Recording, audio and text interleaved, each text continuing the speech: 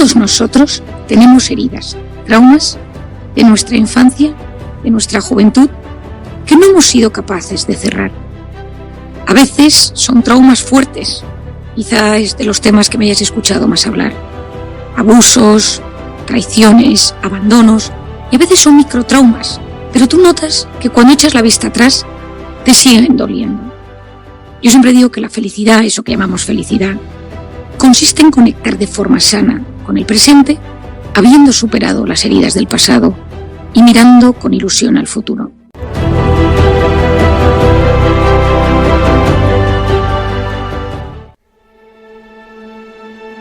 ¿Cuándo se nos distorsiona este esquema del pasado, presente y futuro? ¿Cuándo surge el miedo? Todos nosotros tenemos miedos a ciertas cosas que nos pueden suceder o que nos pueden volver a suceder. Algo que nos sucedió en la infancia, en la juventud, y que uno de repente se queda reactivado o en estado de hiperalerta por ese trauma que sucedió. Otras veces son miedos al futuro, a que nos pasen cosas malas, y ese tema del miedo nos tiene en estado de alerta mantenido. Probablemente sabes lo que sucede cuando existe el miedo, cuando se activa tu estado de alerta o de vigilancia, cómo se activa esas hormonas, ese cortisol, cómo todo tu organismo cambia y estás deseando luchar o huir y partir, escapar, o a veces te bloqueas, cómo esos estados de estrés y de miedo mantenidos son capaces de cambiar tu forma de conectar con la realidad. También sabes que el 90% de eso que te preocupa nunca va a suceder, pero nuestra mente y nuestro cuerpo no distinguen los miedos de verdad de los miedos irracionales. Cuando el miedo se instala, cuando vives situaciones de estrés crónico, de incertidumbre mantenida, empieza la tristeza, empieza la ansiedad generalizada, empiezan los problemas de sueño, empiezas a interpretar de forma negativa todo lo que tiene que ver con las relaciones sociales, cambia tu salud, cambia tu cuerpo, tu sistema inmune se deteriora. Por lo tanto, es muy importante que identifiquemos cuáles son nuestros miedos, dónde se originan y cómo atajarlos. ¿Qué es el miedo? El miedo es como un azote, un golpe repetido que palpita interiormente y nos distorsiona, nos perturba y nos quita la paz.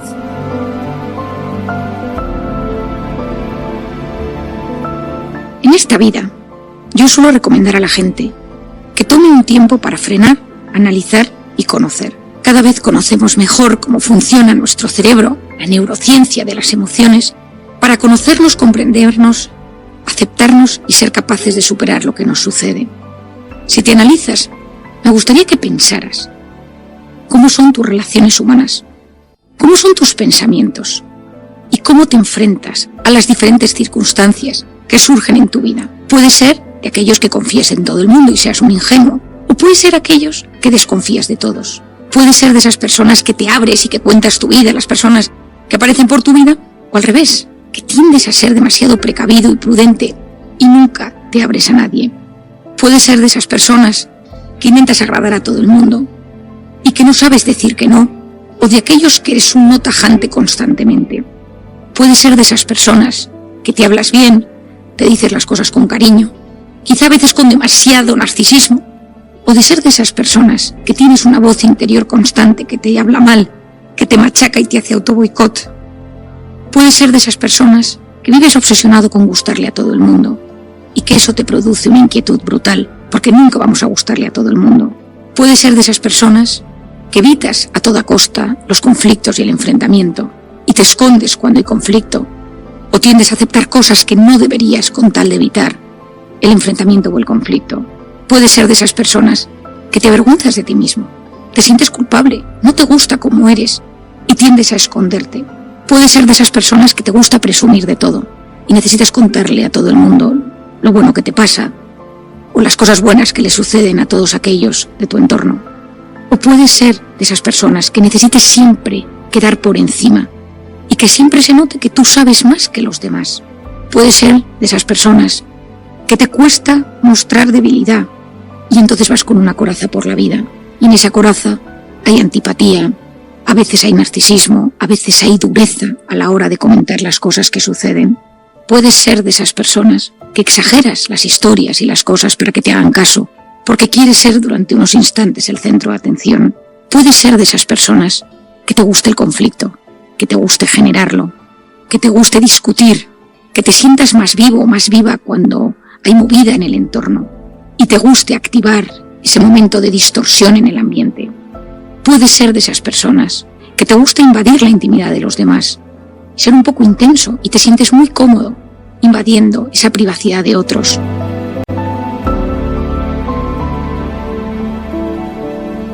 Mientras me estás escuchando, probablemente te dirás, pues algunas cosas me pasan y otras no, en otras creo que tengo un cierto equilibrio, pero probablemente en alguna de ellas te notes especialmente identificado. Todos nosotros tenemos algunas de estas características más agudizadas debido a alguna herida que nos ha sucedido en la infancia.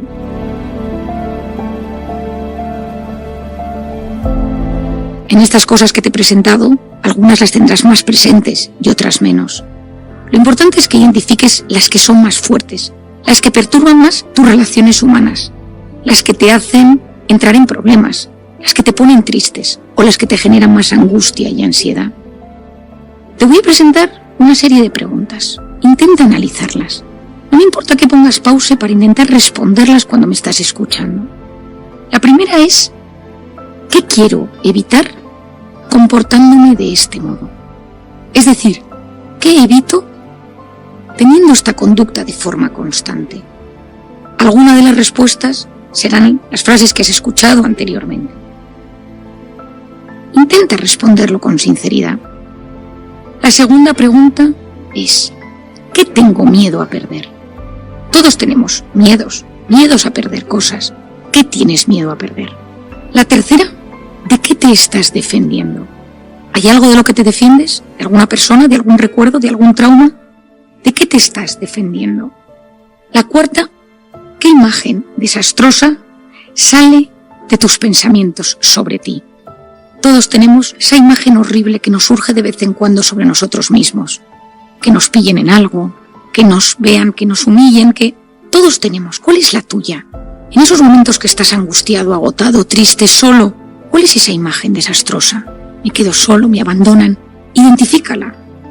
En definitiva, quinta pregunta, ¿cuál es tu miedo? ¿Dónde se origina tu miedo? No olvides que una persona con cierta madurez y con cierto equilibrio de su personalidad, no olvidemos que siempre estamos en constante avance y desarrollo madurativo, emocional y cognitivo, pero una persona equilibrada tiene los miedos justos.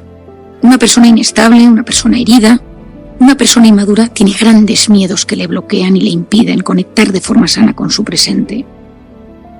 Muchas veces, cuando tenemos miedos, nos planteamos delante del miedo de dos maneras. Una es un choque directo. ¿Me da miedo el fuego? Pues entonces tengo que ponerme a encender cerillas constantemente. Nos enfrentamos a los miedos de forma tan directa que lo que sufrimos es un mayor bloqueo y nuestros miedos se incrementan. Estoy acordándome del caso de una paciente que tuvo un abuso sexual en la infancia. Era incapaz de conectar con los hombres y lo que hacía era cuando salía por la noche bebía alcohol e intentaba forzarse a que la tocaran, a besar a un chico. Incluso en alguna ocasión acabó manteniendo relaciones sexuales porque ella se forzaba para superar el trauma. Lo que sucedió fue que ese trauma se incrementó porque era incapaz de integrar de forma sana la sexualidad en su vida. En otros casos, lo que hacemos es evitar a toda costa ese miedo. Si me da miedo las agujas, jamás me hago pruebas médicas. Si me da miedo las alturas, no subo jamás en un ascensor a un edificio alto. Si me da miedo volar, no cojo un avión. Si me da miedo hablar en público, dejo de hablar en público, cualquier cosa que tenga que ver con ello.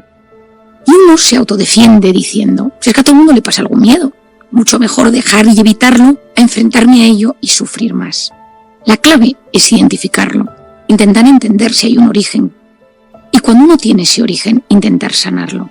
A veces hay que hacer una aproximación progresiva, no lo puedo hacer solo, pero otras veces es necesario un profesional que te ayude a erradicar los miedos. Hay miedos directos que uno sabe ponerle nombre y apellido, y hay miedos difusos, donde uno nota que son circunstancias sociales, personales, afectivas, mucho más difíciles de identificar en forma de palabras y de describirlo de forma clara. ¿Cuál es el problema del miedo?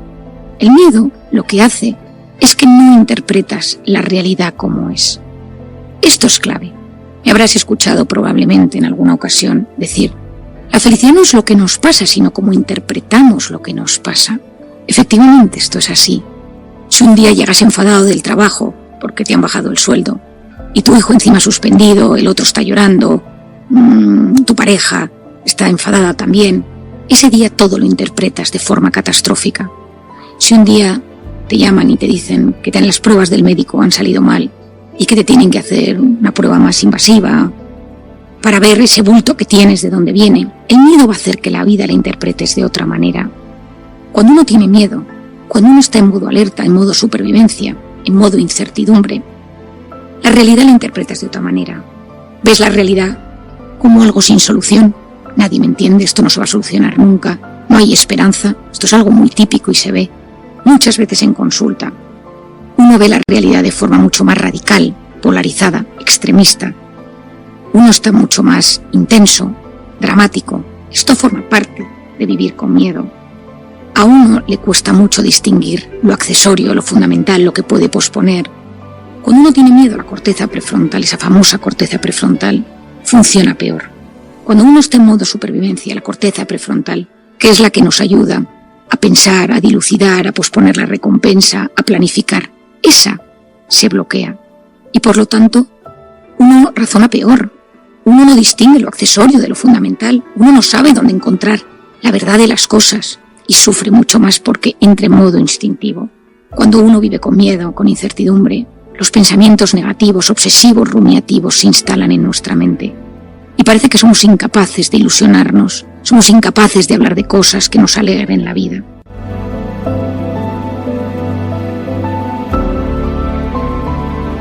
Cuando uno tiene miedo, esa interpretación de las cosas afecta a cómo nos relacionamos con los demás. Porque cuando nosotros nos hablamos desde el miedo, interpretamos que las personas nos están hablando mal. Esto es curiosísimo, son estudios publicados hace poco tiempo. Cuando uno tiene una voz constantemente negativa, que tiene que ver con el miedo, con el estrés, con la ansiedad, con la incertidumbre, uno percibe que las personas le tratan peor. Haz un análisis si últimamente consideras que la gente en tu entorno no te trata como te gustaría. Piensa si tú estás pasando un proceso negativo, si te has instalado en el miedo, en la incertidumbre, si estás atravesando un momento de gran angustia o de ansiedad. Y así entenderás que tu interpretación no está siendo la adecuada.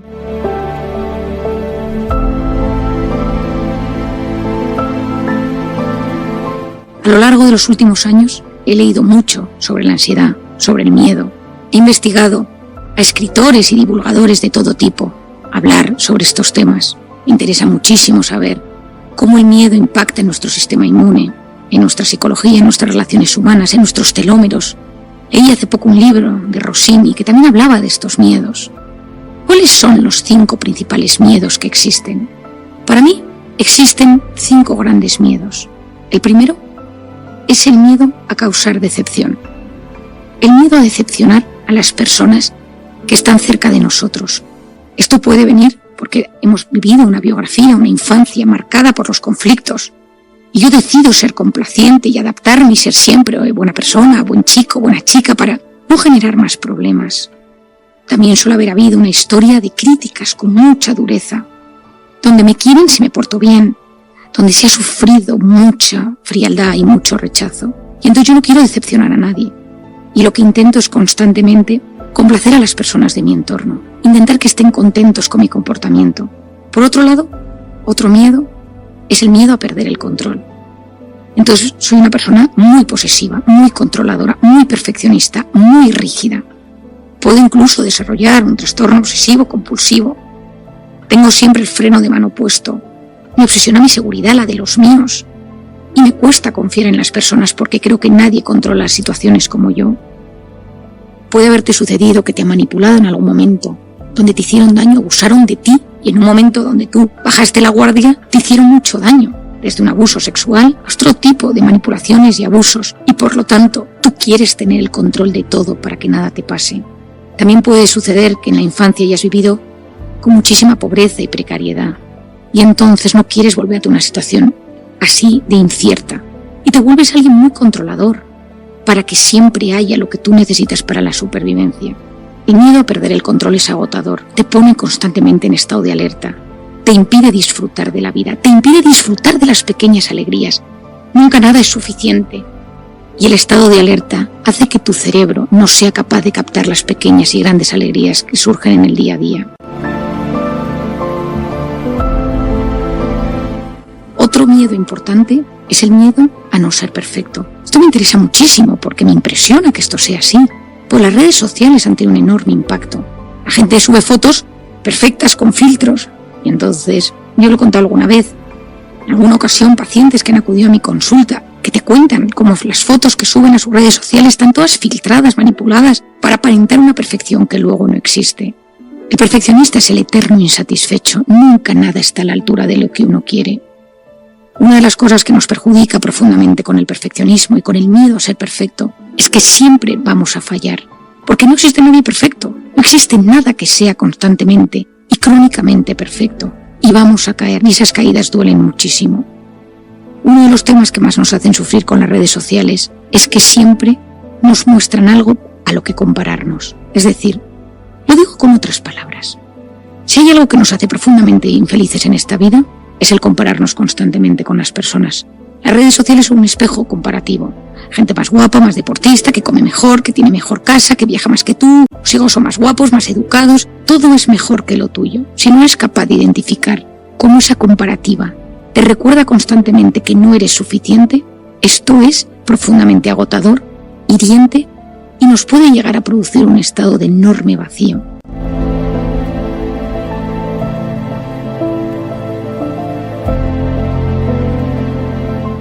A veces ese miedo a no ser perfecto viene que te han comparado toda tu infancia. Tu hermano era más listo, este primo.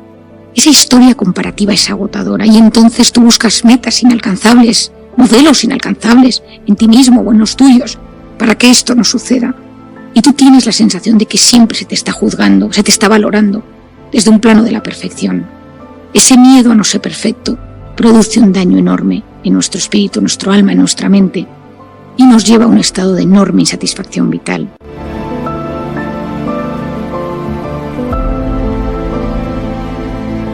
El cuarto es un miedo a no ser importante. Esto es clave, este miedo es clave. Aquí lo que surge es una infancia donde a alguien se le ha abandonado, se le ha rechazado, se le ha humillado, se le ha descuidado, se le ha denigrado, se le ha dejado aparte, donde esa persona no se le ha querido. He hablado mucho de esto también en el capítulo anterior, hablando del dolor social.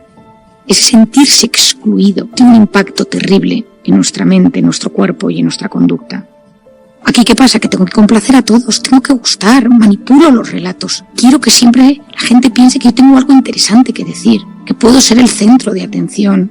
Yo decido lo que digo, cómo lo digo, para que la gente perciba en mí algo. En el fondo lo que estoy intentando recibir son migajas de afecto, que no dejen de quererme.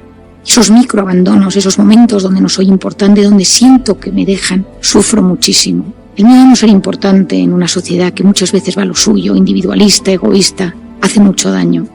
Hay gente en consulta con este miedo que me dice: Marian, es que me siento muy solo, muy sola, nadie me hace caso. Y hago todo lo posible porque la gente me perciba. Y a veces me invento historias, cuento, narro, relato cosas que no me han sucedido. Pero quiero que la gente me haga caso. Mucho cuidado con este miedo, con este dolor que nos perjudica y nos hunde. Y finalmente el miedo a sufrir. El miedo a sufrir es terrible, pero todos sufrimos. La vida es una gran batalla. No conozco a nadie que no esté librando una batalla en un tema de su vida. No conozco a nadie que no sufra por algo que le perturba profundamente.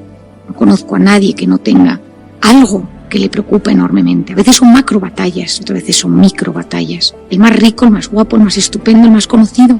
Todos tenemos cosas que nos preocupan, heridas sin resolver, miedos de futuro, de presente, de pasado, que no acaban de solucionarse. ¿Qué pasa cuando yo no quiero sufrir? Cuando yo me resisto a sufrir, busco vías de escape. Cuando yo noto que voy a sentir soledad, me voy a sentir mal, me voy a sentir angustiado, me vado en las redes sociales, en Tinder, en comida rápida, el tipo de comida inflamatoria, en las drogas, en el alcohol. Busco vías de escape que palíen ese miedo a sufrir. A veces esas historias, esos miedos a sufrir vienen de historias de gran sufrimiento, donde uno se ha visto muy mal, donde uno se ha hundido porque le han hecho muchísimo daño y no quiere volver a sufrir. El haber sufrido y no haberlo sabido integrar en nuestra mente de forma adecuada produce un estado de hiperalerta donde uno realmente sufre con el simple pensamiento de saber que puede existir otro sufrimiento. En consulta hay gente que me dice: Marian, yo ya he sufrido tanto que yo ya tengo mi cupo de sufrimiento, no volvería a sufrir. Me han pasado tal cantidad de cosas malas.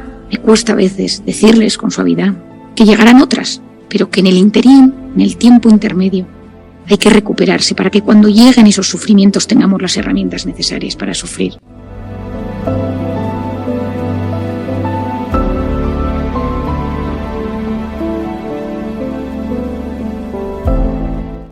Si escuchando este capítulo has identificado algunos de tus miedos, te recomiendo que lo vuelvas a escuchar con un papel y boli y que apuntes cosas que se te van surgiendo en tu mente. Te animo a leer Encuentra tu persona vitamina. Te animo a seguir indagando. Y si ves que hay algo que realmente te bloquea, que te está impidiendo tener una relación sana con tu pareja, con las personas de tu entorno, con tu trabajo, con tus no parejas, porque caes y recaes en historias que no te convienen, no tengas miedo a acudir a alguien que te pueda ayudar, a alguien que te ayude a identificar el origen para que tengas los miedos justos. Todos tenemos miedos, pero los miedos que tengas, seas capaz de gestionarlos de una manera que no te bloqueen y te impiden sacar tu mejor versión. ¿Qué tienes miedo a perder? Con el miedo a no ser perfecto.